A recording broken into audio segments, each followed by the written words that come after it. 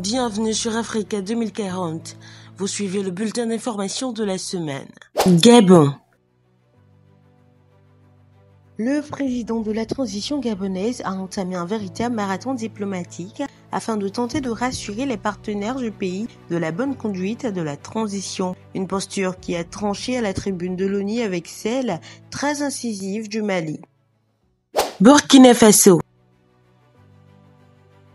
Au moins 10 civils ont été tués le 6 octobre dans une attaque djihadiste contre un marché à Mani, dans le nord-est du Burkina Faso, a appris l'AFP ce 8 octobre auprès de sources locales et sécuritaires. Mani a connu un dimanche noir. De nombreux terroristes ont attaqué la ville dans la soirée. Ils ont semé la mort et la destruction, a raconté un ressortissant de cette localité située dans la province de Niania.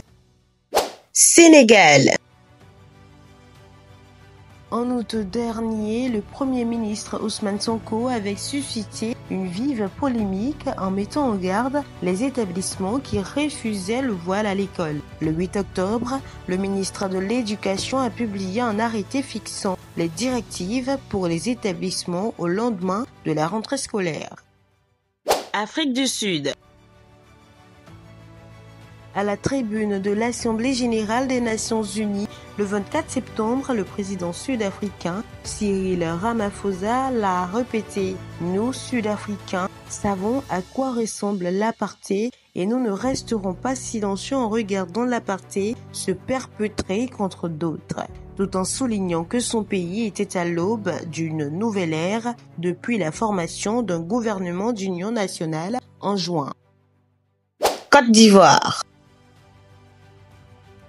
Le secrétaire général du PPACI accuse le RHDP au pouvoir de vouloir intimider toute opposition politique, estimant qu'il s'agit d'une dérive dictatoriale à un an de l'élection présidentielle de 2025. Cette formation politique de l'ex-président ivoirien Laurent Gbagbo a dénoncé des arrestations arbitraires et illégales après l'interpellation le 5 octobre dernier d'un ancien ministre également cadre du parti.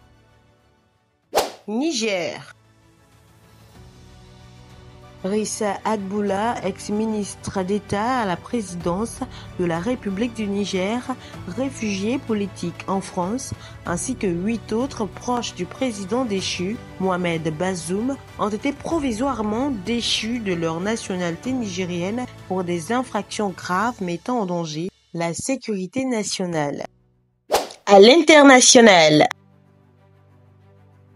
La Norvège, la Hongrie et la République tchèque ont restreint l'entrée ou les droits sociaux de ceux qui ont fui l'invasion russe. Le poids de la prise en charge et la présence d'hommes en âge de combattre sont mis en avant.